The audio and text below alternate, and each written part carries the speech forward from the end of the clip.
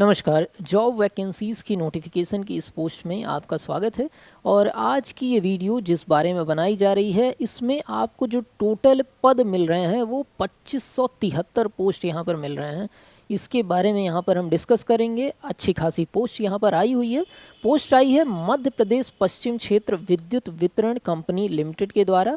और यहाँ पर देखिए, सबसे पहले देख लेते हैं इंपॉर्टेंट डेट्स क्या क्या हैं। तो जो आपका एप्लीकेशन है वो 24/12/2024 से शुरू हो जाएगा, मतलब 24 दिसंबर इसी से आप इसको अप्लाई कर सकते हैं।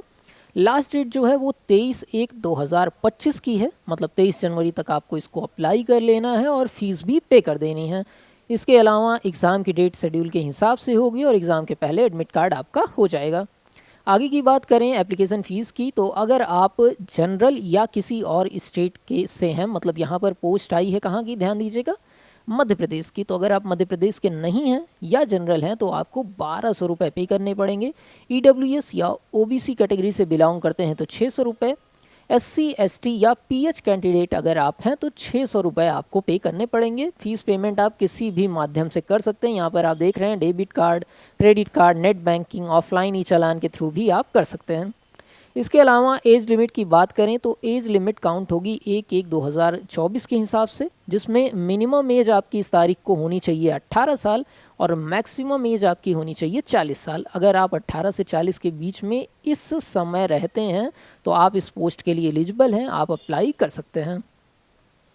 इसके अलावा अगर बात करें वैकेंसी की टोटल डिटेल की, तो जैसा पहले ही बता चुके हैं, टोटल 2573 वैकेंसी यहाँ पर है। सबसे पहला पद जो डिस्कस करने जा रहे हैं वो है ऑफिस असिस्टेंट ग्रेड 3 का, जिसमें टोटल 818 पद हैं। इसमें आप 12th पास होने चाहिए किसी भी रिकॉग्नाइज बोर्ड से, डिग्री या डिप्लोमा होना चाहिए कंप्यूटर में आपका। इसके अलावा सीपीसीटी एग्ज़ाम आप पास किए हों। इसके अलावा अगर आप और भी एलिजिबिलिटी चेक करना चाहते हैं, नोटिफिकेशन पे जाके इसकी ऑफिशियल साइट पे चेक कर सकते हैं। आगे की बात करें यहाँ पर दूसरी लाइन अटेंडेंट की अगर पोस्ट की बात करें तो इसमें 1100 टोटल 96 भर्ती है, 1196 भर्ती। इसमें क्लास 10th आप पास होने चाहिए। आपके पास आईटीआई सर्टिफिकेट होना चाहिए इलेक्ट्रीशियन में, लाइनमैन में या वायरमैन में। इन तीनों पोस्ट में आपका ये होना चाहिए, मतलब इन तीनों से आपने आईटीआई किया हो किसी एक में भी।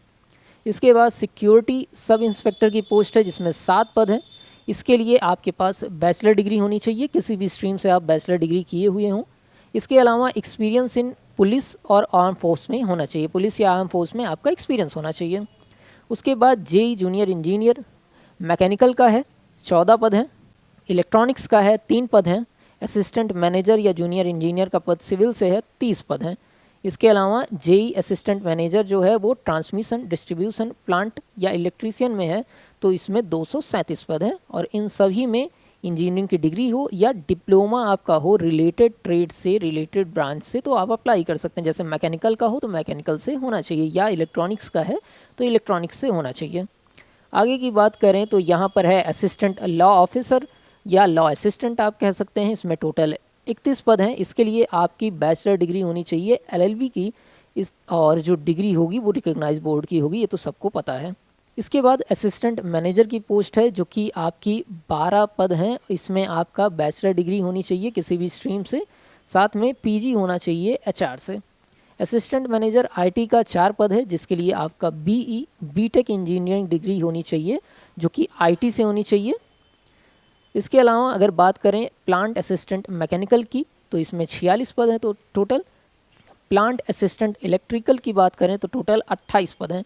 इनके लिए आपके पास हाई स्कूल की डिग्री होनी चाहिए, साथ ही साथ आईटीआई सर्टिफिकेट होना चाहिए रिलेटेड ट्रेड के साथ। फार्मासिस्ट के 2 पद हैं। इसमें आपके पास डिग्री या डिप्लोमा हो सकता है फार्मेसी में। शॉपकीपर के 18 पद हैं जिसके लिए आपका 10+2 आपका होना चाहिए, कंप्यूटर प्रोफिशिएंसी मतलब कंप्यूटर की जानकारी आपकी होनी चाहिए। जूनियर स्टेनोग्राफर हैं जिसमें 18 पद हैं आपके। 12th आपके पास इसके लिए होना चाहिए और स्टेनोग्राफी आपको आनी चाहिए। एएनएम का 5 पद निकला है जिसके लिए आपका 10+2 होना चाहिए, साथ ही साथ एएनएम का डिप्लोमा होना चाहिए। इसके बाद ड्रेसर की बात है तो 3 पद हैं यहाँ पर जिसके लिए 12th के साथ आपकी ड्रेसर ट्रेनिंग होनी चाहिए। स्टाफ नर्स के 1 पद हैं जिसके लिए आपका बीएससी नर्सिंग होना चाहिए। बात करें लैब टेक्नीशियन की तो यहाँ पर 5 पद हैं जिसके लिए 12th पास हो, साथ ही साथ आपका डिग्री या डिप्लोमा होना चाहिए लैब टेक्नीशियन में। रेडियोग्राफर के लिए 5 पद हैं और इसके लिए भी 12th के साथ रेडियोग्राफर का डिग्री या डिप्लोमा होना चाहिए। ईसीजी टेक्नीशियन के लिए 6 पद हैं जिसके लिए ईसीजी टेक का डिप्लोमा होना चाहिए, डिग्री होनी चाहिए 12th के पद के साथ।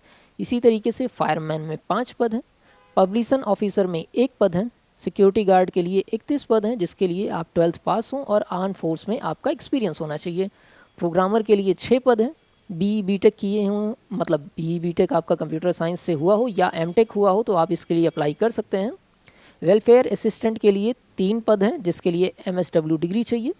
सिविल ऑपरेटर ट्रेनी के लिए 38 पद हैं जिसके लिए आईटीआई चाहिए। ठीक है, तो ये कुछ जानकारी थी इस पद के लिए। बाकी अधिक जानकारी के लिए आप साइट पे जाके नोटिफिकेशन को भी पढ़ सकते हैं और ऐसी ही जॉब अपडेट्स के लिए आप इस चैनल को सब्सक्राइब कर सकते हैं। नमस्कार, जय हिंद।